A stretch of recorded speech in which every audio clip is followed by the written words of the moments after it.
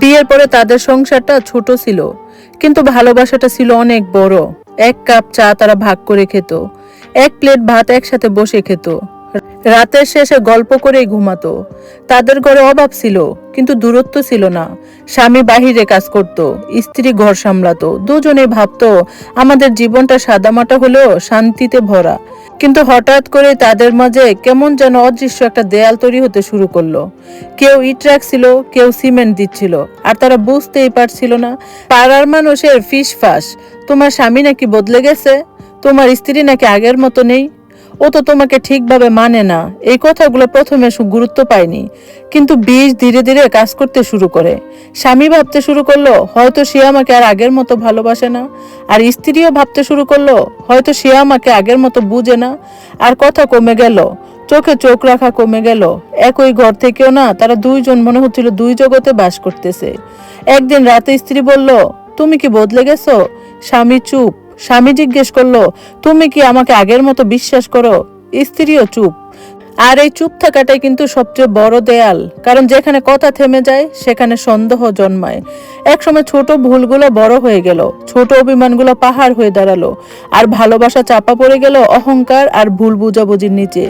যারা বাইরে থেকে কথা বলছিল তারা তাদের জীবনে ছিল না, কিন্তু তাদের কথাগুলো সংসারের ভেতরে আগুন লাগিয়ে দিয়েছিল। একদিন স্ত্রী পুরনো ছবিগুলো দেখছিল আর মনে মনে ভাবতেছিল, তখন তাদের মধ্যে হাসি ছিল, নির্ভরতা ছিল, নির্মল ভালোবাসা ছিল। তার চোখ ভিজে গেল। সে ধীরে ধীরে বলল, আমরা এমন তো ছিলাম না। স্বামী পাশ থেকে শুনে ফিস ফিস করে বলল, আমরা এখনো এমনই আছি, শুধু আমাদের মাঝখানে একটা দেয়াল দাঁড়িয়ে গেছে। দেয়ালটা ইটের না, কংক্রিটের না, দেয়ালটা ছিল মানুষের কথার, অহংকার, চুপ থাকা আর ভুল বুঝাবুঝির। সেদিন তারা বুঝলো সংসার ভাঙে ঝড় দিয়ে না, সংসার ভাঙে ধীরে ধীরে, অন্যের কথায়, অন্যের সন্দেহে, অন্যের হস্তক্ষেপে। যারা স্বামী স্ত্রীর মাঝে সন্দেহ ঢুকায়, ভালোবাসার মাঝে বিষ ডালে, বিশ্বাসের মাঝে ফাটল ধরায়, তারা শুধু দুইটা মানুষকে আলাদা করে না, একটা ঘর, একটা ভবিষ্যৎ, একটা শান্তি ধ্বংস করে। তাই রাতের নীরবতা স্ত্রী হাত তুলে দোয়া করলো, হে সৃষ্টিকর্তা, যারা স্বামী স্ত্রীর মাঝে দেয়াল তুলে, যারা মিথ্যা কথা বলে সম্পর্ক ভাঙে, যারা ভালোবাসার মাঝে দূরত্ব সৃষ্টি করে, তুমি তাদেরকে হেদায়েত দাও। আর যদি তারা ইচ্ছা করে কারো সংসার ভাঙে, তবে তাদেরকে সেই কষ্টের অনুভূতিটা একদিন বুঝিয়ে দিও। কারণ একটা ভাঙ্গা সংসারের কান্না আকাশ পর্যন্ত পৌঁছে যায়, আর সেই কান্নার সাক্ষী থাকে শুধু সৃষ্টিকর্তা আর দুইটা ভাঙ্গা হৃদয়।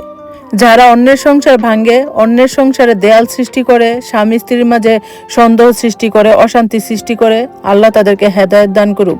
এই মানুষগুলো নিজেও শান্তিতে থাকে না, এবং অন্যরাও শান্তিতে থাকলে তাদেরকে শান্তি থাকতে দেয় না। তো এইসব মানুষের কাছ থেকে আল্লাহ আমাদেরকে হেফাজতে রাখুক, ভালো রাখুক। তো ভালো থাকবেন সবাই। আজকের মতো আল্লাহ হাফেজ।